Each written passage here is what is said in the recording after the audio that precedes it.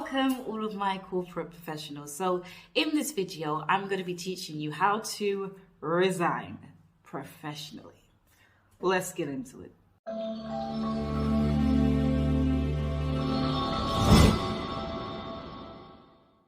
Now, resignation is never an easy thing to do, and usually a lot of factors have happened along the way that have caused you to get to the point where you feel like you want to resign. And although you might be experiencing a lot of negative emotions in relation to your job, you want to make sure that you resign in the most professional way and that you don't burn any bridges. So how do you go about the process of resigning professionally? Well, the first thing is you want to sit down and really analyze your reasons for wanting to leave. You might want to take a pen to paper and really list down the reasons of why you want to leave. And once you've listed that, pinpoint the reasons that you're willing to share with your employer about why you want to leave. So this leads me to the next step, which is to inform your employer. Now, when I say inform your employer, that means only your employer. So make sure that you're not informing other people at the office about you potentially leaving, because it can be quite distasteful and usually word gets around and it could get to your employer before you've even informed him or her. So not telling other people also includes HR. You want to make sure that the employer is literally the first person that you speak to about it, so they don't feel blindsided by you just, sending a resignation email or informing HR beforehand.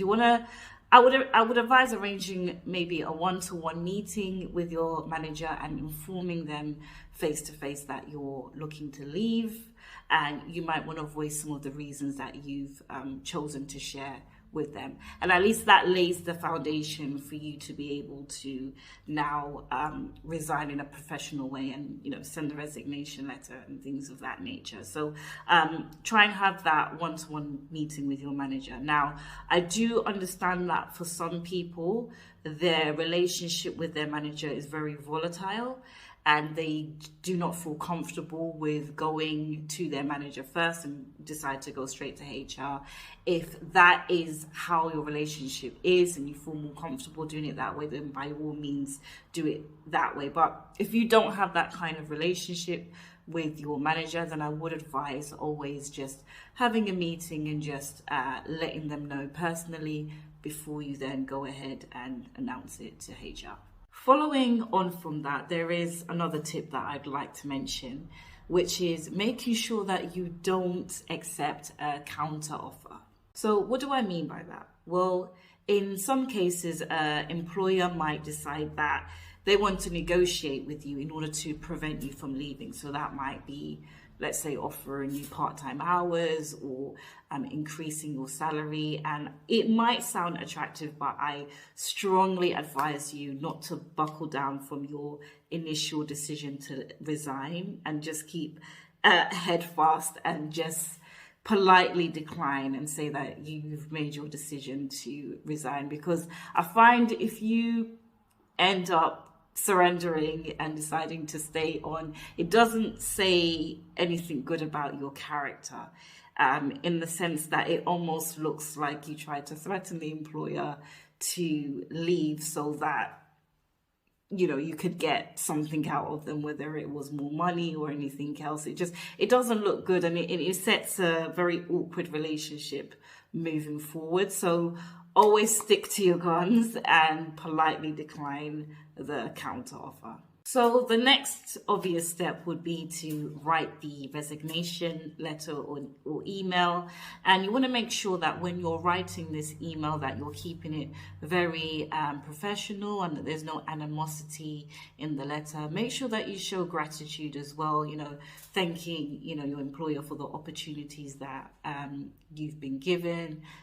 Just saying that you're moving on to, something to further your career or whatever it is. But just always keep it very professional and positive. You don't want any animosity in the letter, because it doesn't look good when you do that. Even though it might be tempting, please don't do that. Always send a copy to HR or CC the employer in, and always have a copy for yourself as well. Always make sure that you work your notice period and you put the notice period date in there, so everyone knows exactly the duration that you're staying until you leave and the date that you're leaving. All of that is very important to put in the resignation letter. Now, if you're not too sure how to do a resignation letter, I do have a template, and I will leave the link below. The next and probably final step that I would give is to do a transition document. So what that means is having documentation of all of your, open projects, for example, anything that the new employer would need in order to transition effectively into the role that you're leaving. So have that transition document ready, and also be of assistance. Let's say if they've already hired the new person, in training them up or whatever until you're ready to leave. Always be proactive in helping them get to where they need to get to before you leave. And don't ever start slacking in your job role as well, because I know it can be very tempting when you're leaving to not want to do anything and be like, I'm leaving anything. But just for your own integrity, keep doing the same level of work that you were doing beforehand, before you decided to leave. And also all of this helps in you getting a good reference as well, and making sure that you're not burning bridges. Having that professionalism in every aspect of the resignation process is very important. So again, just make sure that you keep it professional, that you help with the transitioning of your role to the other person that's they're bringing in, and that you just keep the same level of work. And I think with all of the tips that I've shared earlier, this would enable you to resign in a professional way and leave on good terms.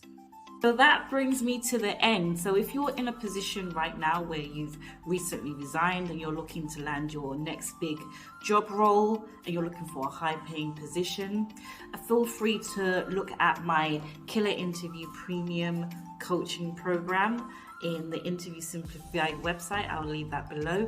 Also, if you want other videos like this where I share full videos on everything career guidance and interview tips, then subscribe to my channel. And if you want daily tips on interviews and career guidance, then follow my Facebook. Look forward to seeing you in the next video.